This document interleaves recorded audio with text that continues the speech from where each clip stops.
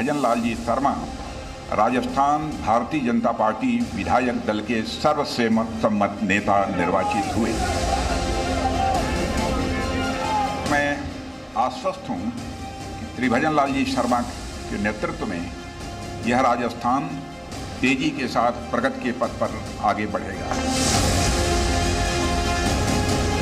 2 उप मुख्यमंत्री होंगे, श्रीमती दिया सिंह और दूसरे श्री प्रेमचंद बैरवा।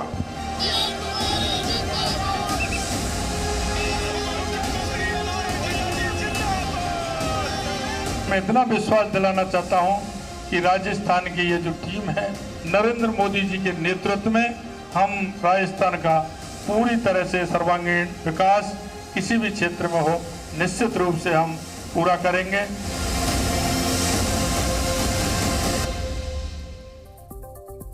नमस्कार, देशहित में आपका बहुत स्वागत है। आपके साथ हूं मैं प्रणय उपाध्याय।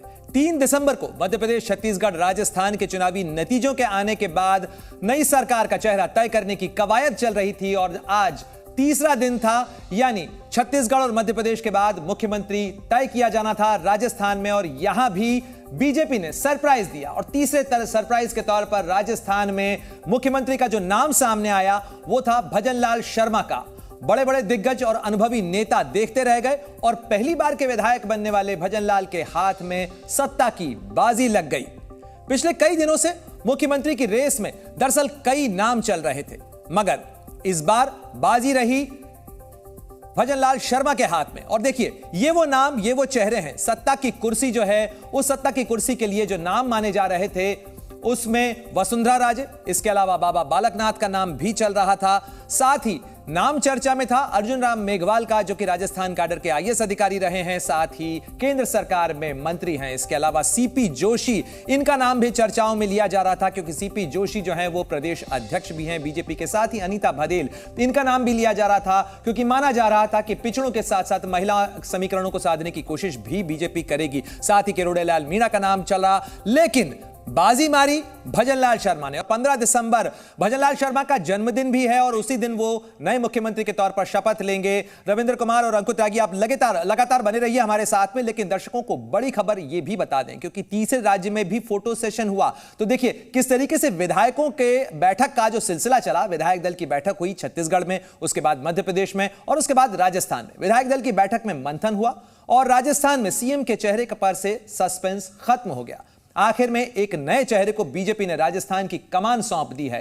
छत्तीसगढ़, मध्य प्रदेश के बाद यहां भी लगभग साफ हो चुका था कि बीजेपी के मन में 2024 का रण है और उसमें पूरे जोश के साथ उतरना है, जिसकी जिम्मेदारी राज्य में एक नए चेहरे को दी गई है। निश्चित रूप से राजस्थान की 25 सीटों को जिताकर संसद तक भेजने की एक बड़ी जिम्मेदारी भजनलाल शर्मा के कंधों पर भी होगी, लेकिन एक युवा टीम के साथ वो 15 तारीख को शपथ ग्रहण लेंगे।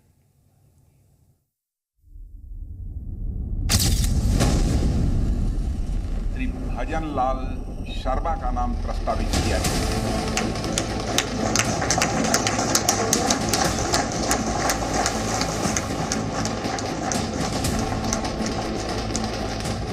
ना महारानी ना कोई राजा,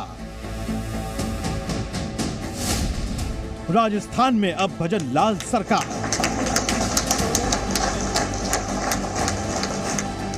छत्तीसगढ़ और मध्य प्रदेश के बाद आखिरकार उम्मीद के मुताबिक भारतीय जनता पार्टी ने किसी पुराने चेहरे की बजाय नए चेहरे को मौका देते हुए राजस्थान की कमान सौंप दी है।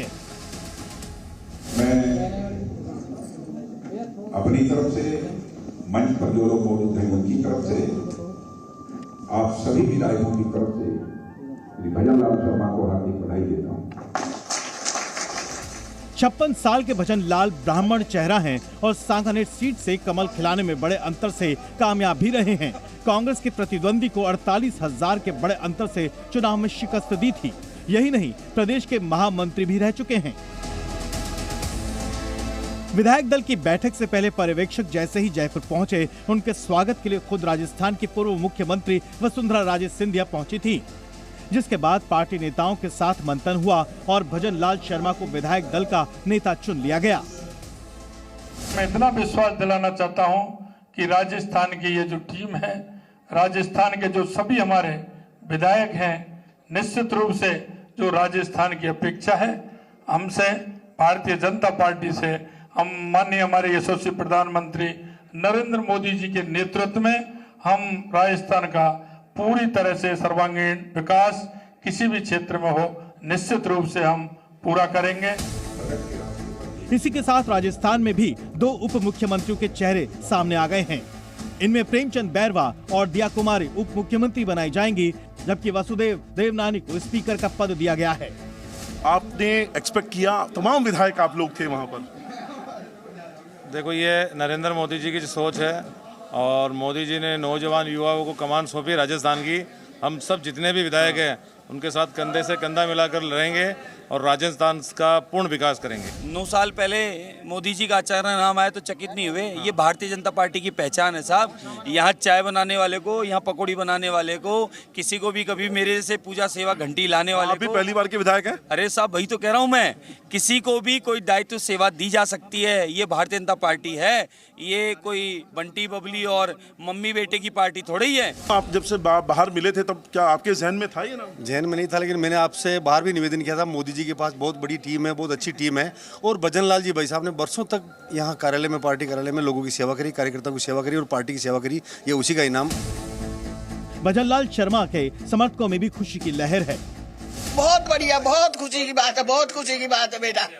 ऐसा बेटा सब कोई पैदा करे। देखिए, सबको ऐसा बेटा पैदा करे, इस तरह की बात करे। बाबा खुशी भाई की मेहरबानी पर। देखिए, आप पिताजी आप बताएंगे, लगातार माता पिता की बहुत सेवा भजन लाल जी करते हैं, लगातार गिरिराज जी की आपका भी लगातार ख्याल रखते हैं। जयपुर रहते हैं फिर भी लगातार यहाँ आते रहते हैं, लगातार लोगों से संपर्क में रहते हैं। आप लोगों का आशीर्वाद है, सब आज्ञाकारी है, आज्ञाकारी है। भजन लाल शर्मा के परिवार में भी मानो खुशी की लहर दौड़ गई हो। भजन लाल शर्मा और डिप्टी सीएम कैलाश चौधरी, इन दोनों ही समाजों को, एक 14%, एक 22% समाज को मोदी जी ने राजस्थान में साधने की कोशिश की है। और मैं समझता हूं कि 2024 का भी दरवाजा खोल दिया गया है। गृहमंत्री अमित शाह जी, राष्ट्रीय अध्यक्ष जेपी नड्डा जी जब सरप्राइज दिया हमें, और से हम तहे दिल से कुछ प्रभु श्री राम की कृपा की ओर से, गिरिराज रहने की ओर से हम समझते धन्यवाद देंगे। मोदी जी ने सिद्ध कर दिया कि किसी भी कार्यकर्ता की मेहनत बेकार नहीं जाएगी, बशर्ते वो दिल से काम करे। भजन लाल शर्मा के परिवार में भी मानो खुशी की लहर दौड़ गई हो। भजन लाल शर्मा के परिवार में भी खुशी है। परिवार को इस बात की उम्मीद ही नहीं थी कि उनके बेटे को इतना बड़ा पद मिलेगा, वो भी पहली बार विधायक बनने के बाद। राजस्थान में जिस तरह से नए चेहरे को मुख्यमंत्री बना बीजेपी ने बड़ा संदेश दिया है। आने वाले दिनों में इसका असर 2024 के चुनाव में भी साफ दिखाई देगा। ब्यूरो रिपोर्ट, जी मीडिया। तो जयपुर में नए मुख्यमंत्री का नाम तय हुआ, लेकिन जो प्रक्रिया अपनाई गई वो बड़ी रोचक थी, क्योंकि इसके अंदर एक दिलचस्प तस्वीर भी सामने आई। राजस्थान में विधायक दल की बैठक के दौरान ये दिलचस्प तस्वीर सामने आई, क्योंकि सबकी उत्सुकता नाम को लेकर थी। नाम कौन सा होगा, लेकिन इसी दौरान पूर्व मुख्यमंत्री और बीजेपी की उपराष्ट्रीय उपाध्यक्ष वसुंधरा राजे के हाथ में एक पर्ची नजर आई। वसुंधरा राजे के हाथ में जो पर्ची नजर आई, उसके बाद यह साफ हो गया था कि वसुंधरा राजे को कमान नहीं मिलने जा रही है, बल्कि वो प्रस्तावक के तौर पर नए नाम की पेशकश करेंगी, क्योंकि वो खुद किसी का नाम प्रस्तावित करने जा रही हैं। और इसी के साथ ये कयास लगने लग गया था कि वसुंधरा के हाथ में जो पर्ची है उसमें आखिर किसका नाम लिखा हो। और थोड़ी ही देर में यह सस्पेंस भी खत्म हो गया, नाम सामने आ गया, यानी भजन लाल के नाम की पर्ची निकल गई, उनकी लॉटरी निकल गई, और राजस्थान में जो राज सत्ता है उसकी कमान, उसकी कुर्सी भजन लाल शर्मा को सौंप दी गई।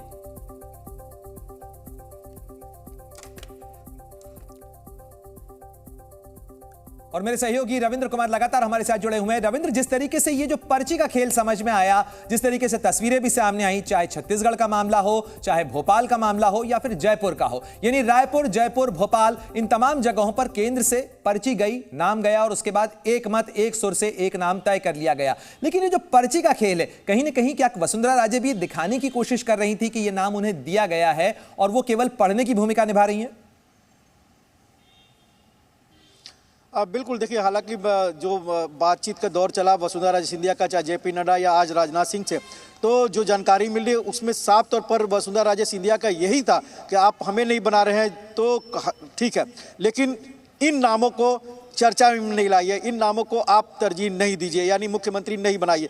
और इसीलिए आप जब पर्ची मिला, उन्होंने खोला पर्ची, तो जाहिर सी बात है उनके चेहरे पर मुस्कान थी, क्योंकि जिनको वो मुख्यमंत्री नहीं बनने देखना चाहती थी उनका नाम नहीं था। भले ही दिया कुमारी का उप मुख्यमंत्री बनाया गया है, लेकिन वो मुख्यमंत्री पद के दावेदार थी। तो जाहिर सी बात है, प्रधानमंत्री नरेंद्र मोदी हो या बीजेपी हो, एक पीढ़ी बदलाव 20 साल के बाद राजस्थान में देखने को मिला है। एक जो पीढ़ी का बदलाव हुआ है, युवा नेतृत्व को दिया गया है ये मौका, और आगे भविष्य में पार्टी कैसे आगे बढ़ेगी इसकी तस्वीर भी आज देखने को मिल गई है, जब भरत लाल को मुख्यमंत्री पद का उम्मीदवार घोषित किया गया और उनके साथ जो टीम बनाई गई है। आप मान के चलिए कि जो भूपेंद्र पटेल के साथ हुआ है, जब वो पहली बार के विधायक बने, उनको मुख्यमंत्री बनाया गया और उनकी जो टीम थी पूरी तरह से नई टीम थी। यहाँ भी राजस्थान में कुछ वैसा ही देखने को मिलेगा, पूरी तरह से नई टीम होगी, क्योंकि मुख्यमंत्री है, कुछ लोगों का अनुभवी को लेकिन जहां एक तरफ बीजेपी नए नेतृत्व को खड़ा करने की कोशिश कर रही है, लेकिन सवाल अभी भी ये बरकरार है कि ये जो पुराना नेतृत्व था, ये जो अनुभवी नेता है, आखिर इनकी अनुभव का किस तरीके से इस्तेमाल किया जाएगा। आज शिवराज सिंह चौहान ने अपनी प्रेस कॉन्फ्रेंस की और उन्होंने कहा कि मैं सार्वजनिक जीवन में बरकरार रहूंगा, सक्रिय रहूंगा और मेरी भूमिका क्या होगी ये नेतृत्व तय करेगा, मैं कुछ मांगने नहीं जाऊंगा। बिल्कुल, देखिए कहा जाता है कि प्रधानमंत्री नरेंद्र मोदी या गृहमंत्री अमित शाह से मांगने जाएंगे वो मिलेगा नहीं, नहीं मांगे काम करेगा तो आपको बिन मांगे मिल जाएगा। और इसकी तस्वीर आप विष्णु साय से और आप मध्य प्रदेश में देखिए या राजस्थान में देखिए, बिना मांगे इनको मिल गया, इन्होंने मांगने नहीं गया। तो जो नाम चल रहे थे, जो दावेदारी कर रहे थे, जो लॉबिंग कर रहे थे, अगर इस तरह कर रहे थे, वो सब पीछे चले गए, पटाक्षेप हो गया। और जो बिना मांगे उनको मिल गया, जो पिछली कतार में थे, अंतिम कतार में थे। और प्रणय, मैं सुबह से यही बात कर रहा हूं, आप कई बार राष्ट्रीय परिषद में और राष्ट्रीय कार्यकारिणी में हम लोग साथ गए हैं। अंतिम पड़ाव में, अंतिम जो पंक्ति होता था, वहां पर मुख्यमंत्री नरेंद्र मोदी आते थे और वहां बैठ जाते थे। तो कहीं ना कहीं ये दर्शाता है कि मुख्यमंत्री के तौर पर जो उनकी सोच थी कि जो कार्यकर्ता, चाहे जो नेता पीछे है, जिनको कोई देखता नहीं, कोई ध्यान नहीं देता है, उनको ध्यान मिलाना है, उनको देखना है, उनको सर्वोच्च पद पर बैठाना है। महामंत्री से लेकर मुख्यमंत्री और फिर प्रधानमंत्री तक के पद पर पहुंचने वाले नरेंद्र मोदी अच्छी तरीके से ये जो पार्टी का संगठन स्ट्रक्चर है इसको अच्छी तरीके से समझते हैं, और इसीलिए उन्होंने ये जो स्ट्रक्चर बनाने की कोशिश की है कि व्यक्ति केवल काम करे, उसका पद और उसकी भूमिका ये पार्टी तय करेगी। आप बने रहिए हमारे साथ में, अंकुर भी लगातार हमारे साथ जुड़े हुए हैं। लेकिन 2024 में प्रधानमंत्री मोदी की गारंटी की जिम्मेदारी राजस्थान के भजनलाल शर्मा समेत बीजेपी के 7 मुख्यमंत्रियों पर है, और ये वो सीएम है जिन पर 2024 में बीजेपी के लिए कमल खिलाने की जिम्मेदारी भी होगी, क्योंकि भूमिका तय की गई है, पद दिया गया है, लेकिन उसके साथ साथ जिम्मेदारी भी आती है। सबसे पहला नाम है उत्तर प्रदेश के मुख्यमंत्री योगी आदित्यनाथ का, और उत्तर प्रदेश के अंदर देश की सबसे ज्यादा 80 लोकसभा सीटें हैं, और उसके साथ ही दूसरे राज्यों में भी हिंदुत्व के नाम पर वोट समेटने की जिम्मेदारी भी इस चेहरे के नाम पर होगी, क्योंकि इस नाम को, इस चेहरे को बैकअप देना होगा प्रधानमंत्री मोदी के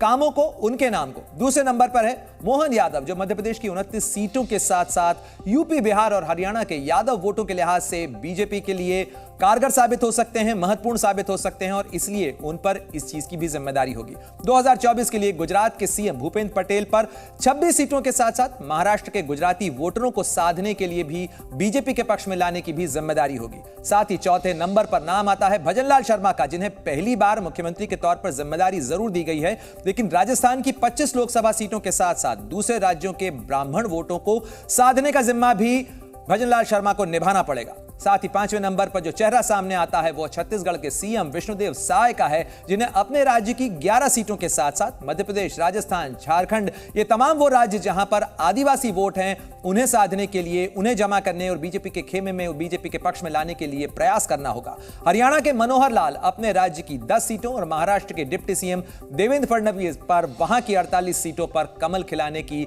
जिम्मेदारी होगी। और देखिए किस तरीके से 24 के रण के लिए ये तमाम तैयारियां की गई हैं, ये वो तमाम तस्वीरें हैं, वो भी आपको दिखा रहे हैं कि किस तरीके से राजस्थान के अंदर जो राज्यपाल हैं कलराज मिश्र, उनके पास नेतृत्व पहुंचा था, जो नया नेतृत्व है, पुराना नेतृत्व है, हर कोई वहां पहुंचा, और उसके बाद ये जो चेहरे हैं इनको सामने रखते हुए नई सरकार के गठन की प्रक्रिया को तय किया गया। 2024 के रण में उतरने से पहले बीजेपी ने साफ कर दिया है कि आम चुनाव में उतरने से पहले उन्होंने पूरी तरह से कमर कस ली है, और इसीलिए छत्तीसगढ़ और मध्य प्रदेश में जिस तरह से नए चेहरों को मुख्यमंत्री बनाया गया है, उससे बीजेपी कई समीकरणों को एक साथ साधने की कोशिश करती हुई नजर आ रही है। देखिए किस तरीके से बीजेपी ने अपने इन समीकरणों को साधने और संतुलन बैठाने की कोशिश की है, और साथ ही साथ कहीं ना कहीं 2024 की राजनीतिक बिसात को भी साधने की कोशिश की है। हमारी यह खास रिपोर्ट।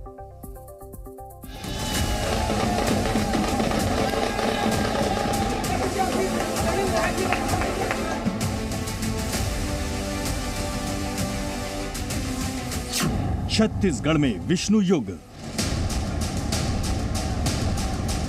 मध्य प्रदेश में मोहन युग,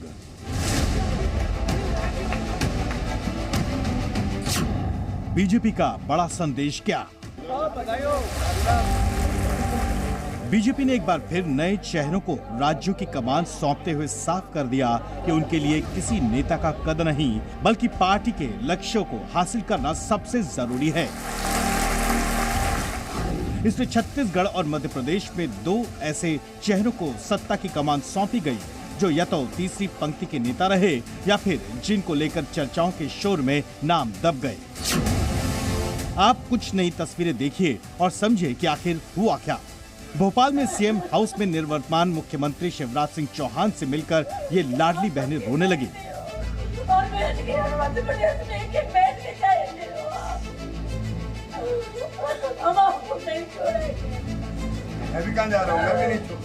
तो वहीं मोहन यादव के नए सीएम बनने पर उनके समर्थकों में खुशी का माहौल है।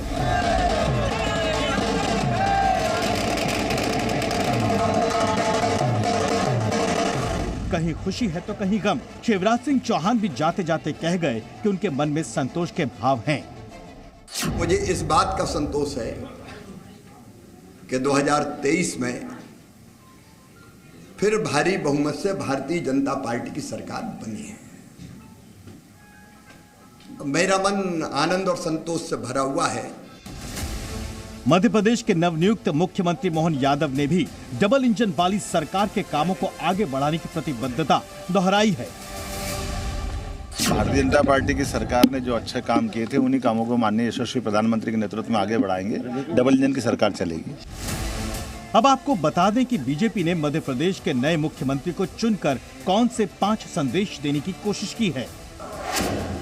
इनमें 2024 में यूपी बिहार में यादव वोट साधने का प्रयास किया गया है। ये प्रयास सफल रहा तो उत्तर प्रदेश और बिहार के यादव समाज का बीजेपी पर भरोसा बढ़ेगा। वहीं ओबीसी का जनाधार बढ़ाने की भी कोशिश की गई है, जबकि युवा जोश और अनुभव का मिश्रण किया गया है। पार्टी में किसी तरह का प्रेशर नहीं चलेगा, ये भी आला कमान ने साफ कर दिया है। पार्टी नई पीढ़ी को आगे लाई है ताकि भावी चेहरों को आगे आने का मौका मिले। कि पाकिस्तान में 3 बातें चल रही हैं। पहला, 370 पर सुप्रीम कोर्ट का फैसला।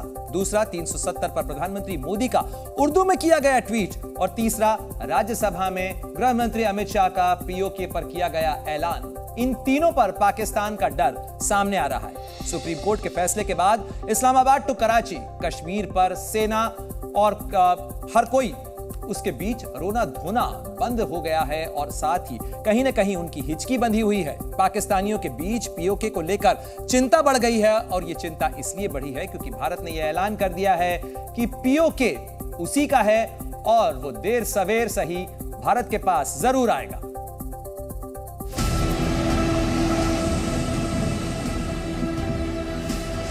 पाक ऑक्यूपाई कश्मीर भारत का है, हमारा है और हमसे कोई नहीं। प्रधानमंत्री नरेंद्र मोदी का उर्दू ट्वीट, पीओके के अवैध कब्जे में पड़ी फूट। हमारी सेना जीत रही थी, वो भाग रहे थे। 2 दिन रुक जाते, पूरा पाक ऑक्यूपाई कश्मीर तिरंगे के तले आ जाता। पिछले 24 घंटे से पाकिस्तान में अमित शाह का ऐलान चल रहा है।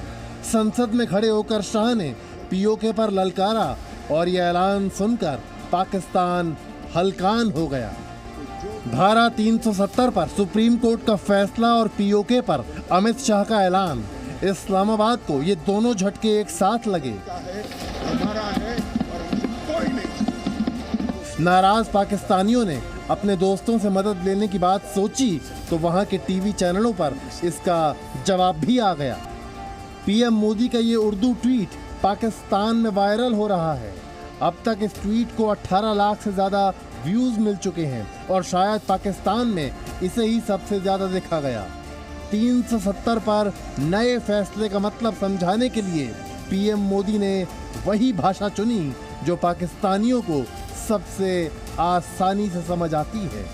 पाकिस्तान के कब्जे वाले कश्मीर यानी पीओके पर 76 साल पहले एक गलती नहीं होती तो पीओके भी भारत के पास होता। आखिर इस साल 1948 में वो कौन सी गलती थी जो अगर नहीं हुई होती तो शायद आज पीओके शब्द का कोई वजूद नहीं होता। गृह मंत्री अमित शाह ने देश के पहले प्रधानमंत्री जवाहरलाल नेहरू का नाम लेकर राज्यसभा में जो बयान दिया, उस पर राहुल गांधी ने कहा कि बार बार नेहरू का नाम लेकर बीजेपी ध्यान भटकाने की बस कोशिश कर रही है।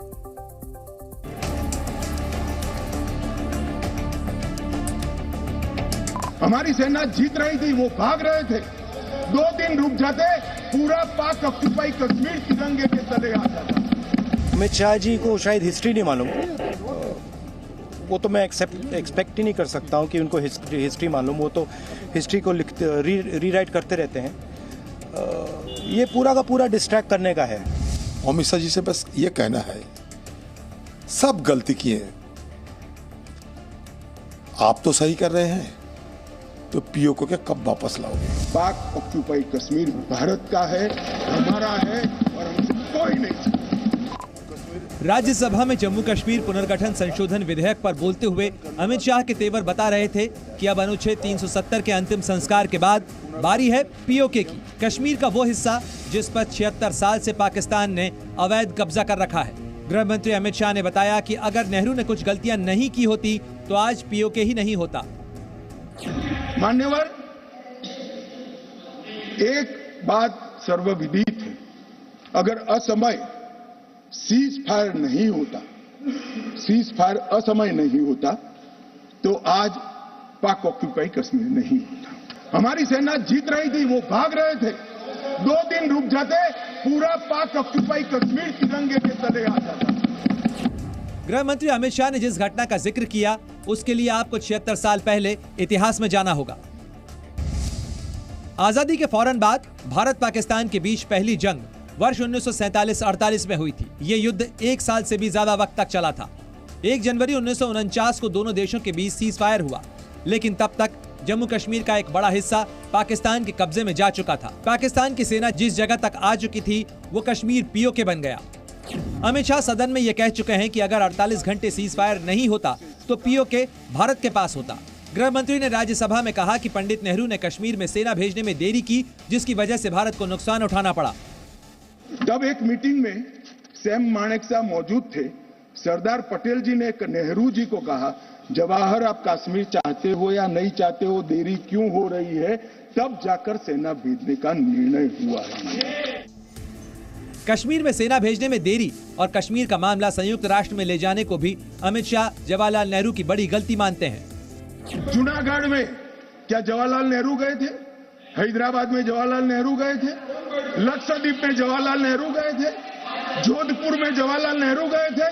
जवाहरलाल नेहरू एक ही जगह काम देखते थे, जम्मू कश्मीर में, जिसको आधा छोड़कर आ गए।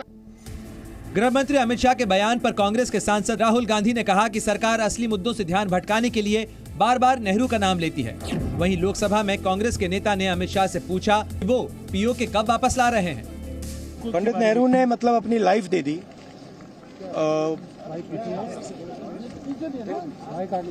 लाइफ दे दी हिंदुस्तान के लिए, सालों जेल में रहे। अमित शाह जी को शायद हिस्ट्री नहीं मालूम, वो तो मैं एक्सपेक्ट ही नहीं कर सकता हूँ कि उनको हिस्ट्री मालूम। वो तो हिस्ट्री को रीराइट करते रहते हैं। ये पूरा का पूरा डिस्ट्रैक्ट करने का है। हो सकता अमित शाह जैसे उतना ज्ञानी पंडित जवाहरलाल नेहरू नहीं रहा करते, लेकिन मुझे अमित शाह जी से बस ये कहना है, सब गलती किए, आप तो सही कर रहे हैं, तो पीओके के कब वापस लाओगे? कांग्रेस नेताओं का ये गुस्सा इसलिए है क्योंकि मोदी सरकार कश्मीर पर लिए गए गलत फैसलों के लिए सीधे तौर पर पूर्व प्रधानमंत्री नेहरू को जिम्मेदार मानती है। अमित शाह ने कांग्रेस को नसीहत दी कि अगर अब भी उसने अपनी नीतियां नहीं बदली तो देश उन्हें बदल देगा। एक गलत फैसला हो जाता है, कितने भी बड़े आदमी से हो सकता है, किसी भी पार्टी से भी हो सकता है, मगर जब इतिहास सिद्ध कर दे, समय सिद्ध कर दे ये फैसला गलत है, देश के हित में वापिस आना चाहिए। अभी भी मैं कहता हूं, वापिस आइए, वरना जितने बचे हो इतने भी नहीं बचोगे। 2024 में पीओके की वापसी का सबसे बेहतर समय हो सकता है, क्योंकि मोदी सरकार पहले ही पीओके पर अपनी इच्छा जाहिर कर चुकी है और अब तो वहां की जनता भी भारत के साथ है। यहां तक कि अंतर्राष्ट्रीय परिस्थितियां भी भारत के अनुकूल हैं। ऐसे में वो दिन दूर नहीं जब पीओके शब्द भी इतिहास का हिस्सा होगा और अखंड भारत में पूरा कश्मीर शामिल होगा। ब्यूरो रिपोर्ट, जी मीडिया। जी न्यूज़।